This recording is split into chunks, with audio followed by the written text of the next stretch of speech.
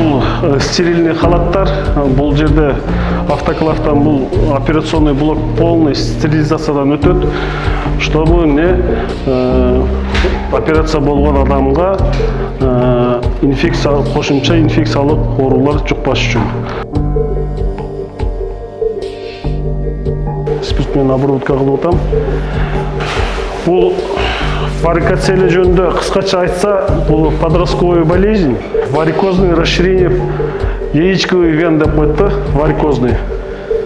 Бул оору ошол жаш уландар аскер бөлүккө келгенден кийин бир организм режимге түшүп физнагрузка болгондо жанагы тамырлар, ошол тукумдун тамырлары ишип кетет.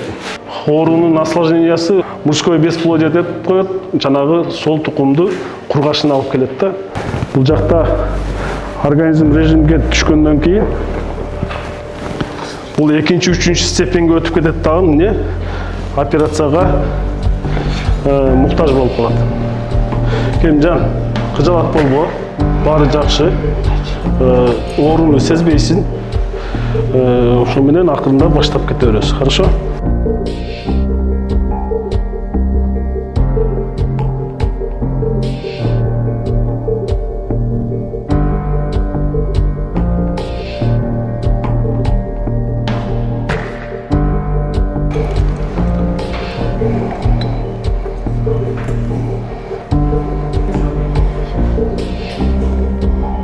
Слушай.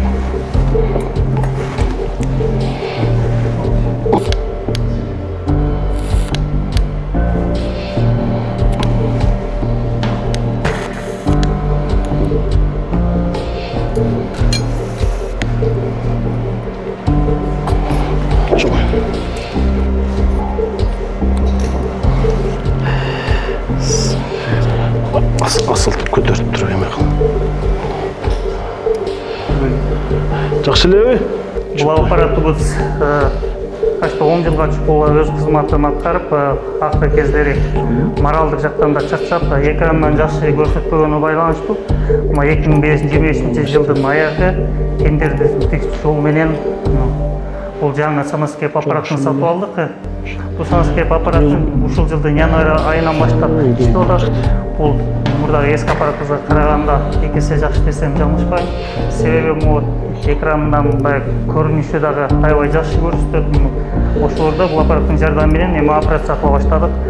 Кудай буюрса, так биз бул аппарат жок маалында бүтүндөй шаардык ооруканаларга же болбосо частный клиникаларга жиберип, аскер кызматкерлери 50 миңден 90 миңге чейин өз актыларын келтирип ал жактан операция кылдырып аткан.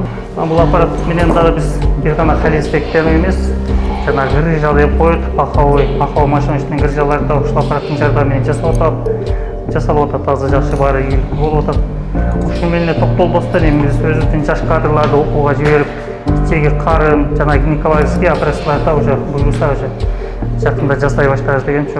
Медицина кызматынын подполковниги Идрисов Фархат Файзуллаевич, ушул аскер медициналык башкармалыгынын башчысынын орун басары, ушул дарылоо бөлүмүнүн башчысы. Бул госпиталь аскер кызматчыларын, күч структурасындагы аскер кызматчыларын жана аскер ардагерлери, алардын үй бүлө мүчөлөрүнүн баардык медициналык камсыздоону уюштурат. Бул жерде бир нече отделениялар бар, хирургия, терапия, баардык керектүү отделениялар бар. Бул жерде 60 койкага эсептелинген. Учурдагы госпиталыбыз аскер жоокерлерин жанагындай айткандай үй бүлө мүчөлөрүнөн баштап аскер ардагерлерге чейин медициналык камсыздоо, дарылоо иштерин жүргүзөт. Учурда бул аскер госпиталында өз убагында тендерлер өтүп, дары-дармек менен, медицинский аппаратуралар менен камсыздалуу өз убагында жүрөт дагы. Бул жакта ал жактан маселе болбойт. Кыргыз Республикасынын башка күч түзүмдөрүнүн дагы өздүк курамдары келип, учурда дарыланууда. Азыркы мезгилде мезгил талабы болуп калды. Түштүк жергесине жана ушул 5 күнгөй аскер госпиталына заманбап ошо 150 месталык госпиталь салынууда. Бардык заманбап акыркы медициналык технологиялар менен камсыздалат.